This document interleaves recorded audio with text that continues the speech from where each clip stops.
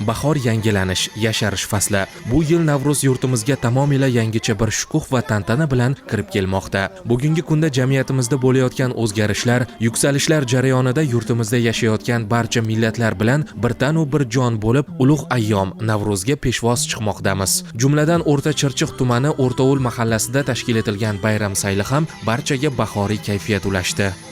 Mana bugun O'rta Chirchiq tumani O'rtovul mahallasida katta shodiyona, katta tantana, katta bayram. Mana xalq sayri, umum xalq bayramimiz Navruz bayrami. Mana xalq kayfiyati a'lo, bahoriy kayfiyatda hammasi. Mana qozonlarda sumalak, osh pishmoqda, bayramni yuqorinki, ko'tarinki kayfiyat bilan o'tkazyapmiz. Barchaga Navruz ayyomi bilan barchani xalqimizni, butun O'zbekiston xalqini tabriklayman. Navruz bayrami hammaga qut baraka va bahoriy kayfiyat ko'tarinki ruh olib kelsin. Assalom Navruz nomli bayram saylida maktab o'quvchilari tomonidan ajoyib raqs va musiqiy chiqishlari hamda milliy va zamonaviy qo'shiqlar guldastasi bayram ko'rkiga yana jilo qo'shdi. Qolaversa milliy taomlarimizdan bo'lgan palov tayyorlanib, kelganlarni yozilgan bayram dasturxoniga taklif etildi.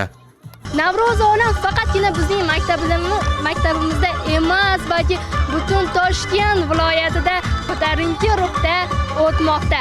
Nafaqat biz, balki butun O'zbekiston ahli bu bayramni shunchalik kutganki, uni ta'riflashga hatto til ojiz. Bugun nafaqat maktab o'quvchilari, balki mahallamizning faol insonlari ham bayram shukuhini yaxshi o'tkazish uchun tayyorgarlik ko'rsatishgan. Tayyorgarlik faqatgina kecha emas, balki bir oy oldin tayyorlangan. O'quvchi o'g'il bolalarimiz turli xil milliy o'yinlar, arqon tortishuvchi, lagana qizlarimiz sochlarini qirq kokil qilib, milliy kiyimlarni kiygani har bir insonga yoshligini eslatadi. Butun O'zbekiston xalqini Navro'zi ayyom bilan chin qalbimdan tabriklab qolaman. Bayram dasturi chinakamiga ko'tarinki ruhda bo'lib o'tdi.